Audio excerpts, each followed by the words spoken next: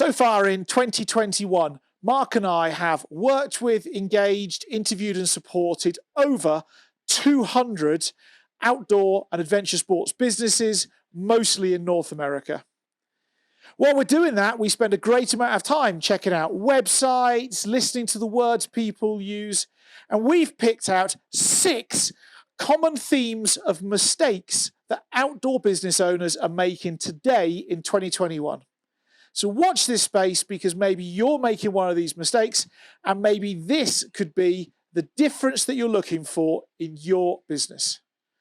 My name's Rob Yates, and this is Mark Hopkins. This is Mark Hopkins. He's my glamorous assistant, my Debbie McGee. If anybody knows what Debbie McGee is, go check out Paul Daniels on YouTube. He's a magician and he has a Debbie McGee. Yeah. What happened to him? He died. Ah, crap.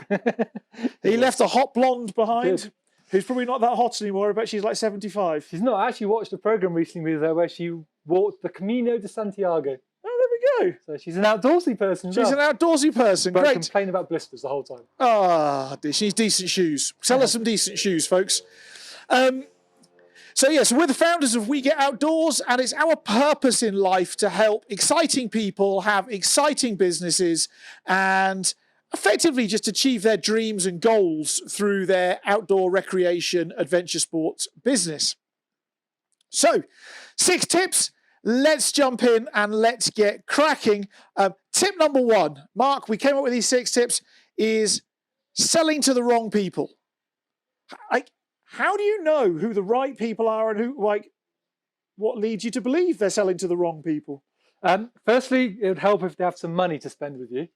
So a lot of times we find outdoor businesses going after people who are really broke or have very, very little disposable income. So you've got to find a group of people who can actually afford your product. That's always a great place to start. Yeah, and you need a large enough volume of them as well. In terms of, probably you need 200 times more people to sell to than you're actually going to sell to. Especially at the start of your business. That's it. So if you think you've got a community of 2,000 to sell to, that probably means you're going to make not much. Less than 200 sales. If you're lucky. Yeah, in the next couple of years. If you're very lucky. We work on a conversion ratio of 1%. So we look for 100 times more people than we actually believe we're going to sell to. And that serves us very, very well. Also with wrong people, do you think that we're better off selling to current outdoor enthusiasts or selling to people who are not current outdoor enthusiasts? I think it goes very much to what your product is, what experience, what you're selling. But if you look at it, the cold facts, there are a lot more people in this world who currently don't go outdoors than do. So if you are looking to tap into a market that doesn't even know you exist at the moment, obviously going after those and giving them something that it gets them excited to come into the outdoors makes your number of people exponentially grow without you doing too much more work. Yep. So we're big firm believers in getting new people in the outdoors who don't currently love it and getting them hooked on us and then keeping them with us for the journey of those people's outdoor lifespan. Number 3, or number 2 even, is... jumping ahead, you get so excited. I'm going away. Number 2 is wasting money. Ah, our favourite. Our favourite. And something you can tell us about, I believe, from your previous experience of running an outdoor business. Oh, I've wasted more money than you'd ever believe in your life. There's a temptation when you set up an outdoor business to spend money on what everybody else spends money on. That's gear, branded clothing, cars, branded cars, shiny shit, and none of that's important. Because that stuff's only important when you've actually got customers. And so we find that most outdoor businesses are spending at least 50 to 80% too much on the wrong stuff.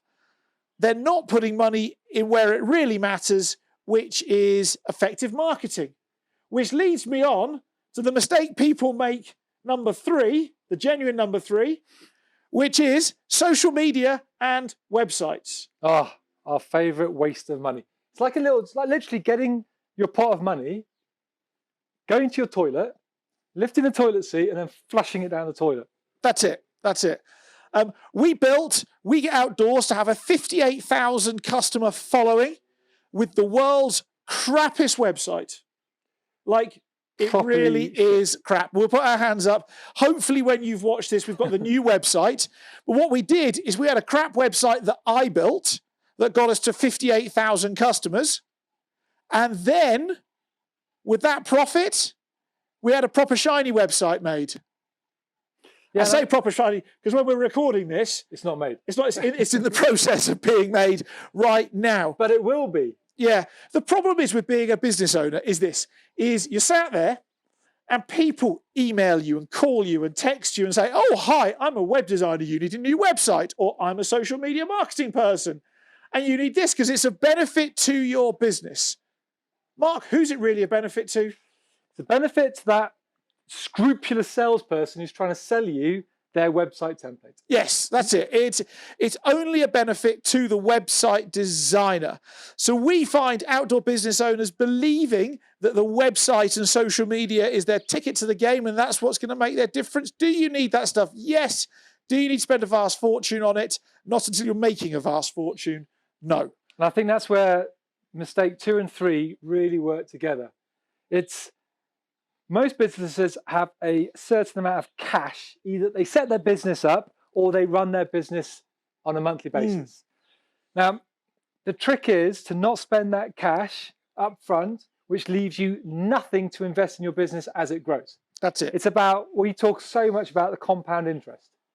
It's about using that money to double it in the shortest possible time, and then take that money that you've doubled and take a big chunk of it and put it back into your business to double it again. And only when you've got 3, 6, even 12 months worth of surplus operating money, so that's the amount of money that you need to run your business on a monthly basis, only then do you allow yourself to start looking at shiny shit. Yep, that's it. Which ties in another one we talked about, actually, which I think is 5, but we'll hold that one back. Well, let's do it now, shall we? Yeah. Let's do number 5 as number 4. It is the mistake. No plan and no patience as a double hitter.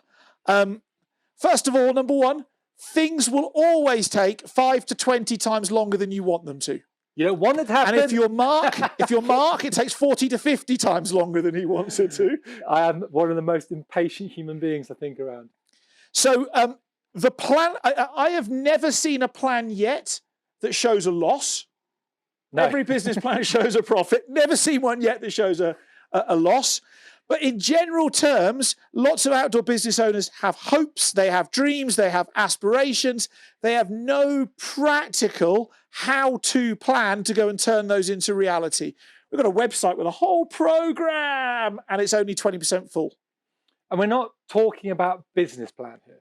No. We advocate quite a lot. Don't have a business plan. Spend as little amount of time on your business plan as possible because it's corporate fluff, big words, and guess how much you're actually going to do on that business plan? Zero.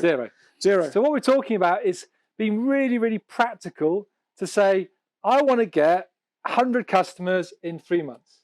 Yep. How am I going to do it? And what am I going to do in order to do it? Literally that. I had a mentor that helped me once. I had a big fluffy business plan. Oh. And I had a mentor that helped me once. He said, basically, right, how many customers do you need in the next 6 months? I said, 260. He said, brilliant. So you need to go and find 2,600 people. I was like, how many to talk to? You need to have 10 conversations that you're going to go and test with them, sales conversations. And then when you find the one that really works, that's the one to stick with. And that's the sort of plan you need. 10 different sorts of conversations to have 10 with 10 different groups of people, and then work out by a process of elimination which one works. That's the plan. Yeah, and the patient is agree to the plan and stick to it. So don't go through 4 conversations and go, it's not working, I'm going to throw the plan out the window. It's having the patience, and it's something that we struggled with at the start. And again, this is how we built our page. So we start building our page and our following, and the first day we probably got 2. The next day we got 3. By the end of the second week, we're probably getting 5 or 10 a day. And we're going, come. A month, 2 months later, we're getting 300, 400, 500 a day. That's it. And if we would have got to the end of the month where we were getting 15, 20 a day, if we were impatient, we'd probably say the stash is not working and turned it off. But by holding on to that extra month, 2 months, we're now at 58, 60,000. Patience, patience, patience. And it's interesting, I'm going to do a side note here. A side note about making a salad. So when you make a salad, you put all your ingredients in, and then you do your salad dressing. Yes. You then put your salad dressing in, and you start tossing the salad. Yes. Now, the first time I tossed the salad, being Mark, I got impatient. After about a minute, sod it, it's done. Ate the salad. Yeah, not so good. Next time I did it, I tossed the salad for 5 minutes. Do you know how good that salad tasted? 100 times better. 100 times better. Just by having that. So whenever you think that you're there, you're not. Stick at it for that extra day, week, month, and the compound effect will be massive. Toss that salad longer. Be a tosser. Be Great. a tosser. Excellent. If you're British, you'll get it 100%. And Mance, if you're watching, this will be wetting himself by now. Mance is a client and a friend of ours. So number 5, that was number 4, but now is number 5, is employing the wrong people. Like business partners. Yep, like the wrong business partner. Who are you again? You're just painful. We have got his and his matching merino wool thermals today. We have. Look at that. I should wear my blue t-shirt. Anyway, so employing the wrong people. So here's what most people do is we all like people who are like us. That's like a psychological, phenomenally accepted fact. Make good friends. Yep. So we employ people generally who we are going to like working with and want to work with. So we're quite similar to us. And they will have all of our strengths and all of our weaknesses at exactly the same time. You need to employ people who are the opposite to you. If you're an engineering person, you need to employ some arty people to compensate what you're not naturally gifted at. And if you're an arty type person, you need an engineering type person to balance you out. And it's a bit like us. In fairness, I'm more creative and arty, and you're more systems and engineering. I mean, in general, we both can transfer backwards and forwards a bit, but actually, in general terms, that's where we are. And it works. It works. We irritate. Fairness to say, we irritate the living shit out of each other 3 days out of 5. 4 days out of 5. As an engineer speaking. However, it brings balance, and it means where Mark will struggle, I will compensate, and while I will struggle, Mark will compensate, and vice versa. It brings balance. You should still be able to enjoy going to the pub for some beers with that person or going out to the outdoors with that person. It's not to say that you're going to butt heads the entire time, but if you only work with and employ people like you, your business will fail. And I think if you actually stopped and looked at your business now and asked yourself, which part of my business am I struggling in? I am 100% convinced that the bit that you're struggling in is the bit that you naturally avoid like the plague, and therefore is probably the bit that you need to get the biggest amount of support in. Yep, that's it. So if you need to, pay over the odds for somebody who is different for you, and it will be the difference that makes the difference in your business. So, and the last one, the genuine last one, number 6, the 6 of 6, he was keeping it the same. It says so on my pad in front of me. Rocket Book, by the way, if you haven't tried them, go check them out on Amazon. We don't earn any money from that, but they're brilliant things. Is having the wrong mentors. It'd be fair to say that the traditional outdoor industry and outdoor business model is a pretty broken model. It doesn't actually work that well on business terms. And actually, I mean, you said the other day, it's like 25 years out of date as well. It's not changed really in a 25-year window. And so what we do is we go around and we find mentors who are in the outdoor industry, and then we end up having what they have, which often isn't a high level of abundance or lifestyle that we want.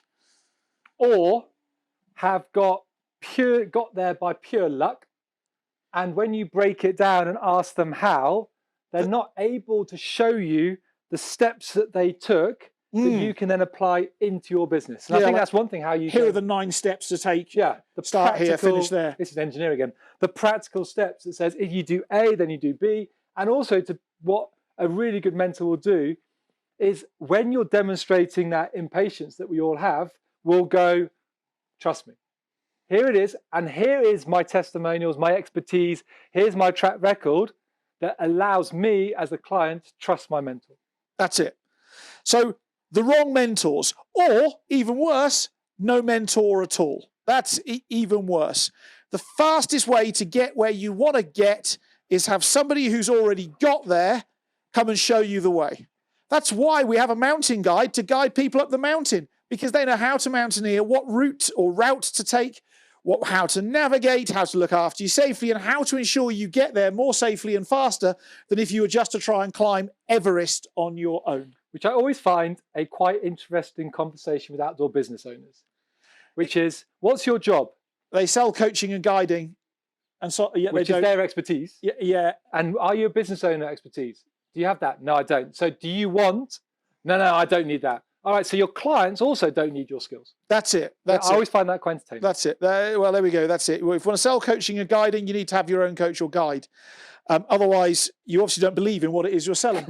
There we are. That's straight to the point, isn't it? So listen, after all of that waffle of mistakes, if you realise you're making any of those mistakes in your business, or you just want to disagree with us, please do. Please do. So you can do that in the comments below, just like the rest of the social media world who don't have the balls to do it face to face. If you do have the balls. If you do have the balls to have a face-to-face, or you realise you're making one of these mistakes and you want us to mentor you for 60 minutes completely free of charge, what I want you to do is go and check out the links in the description below, click on one of those links, book some time in one of our schedules, and disagree or say, I don't get what you mean about social media and websites. Can you help me further? And we will do in that 60-minute meeting. So click on that link.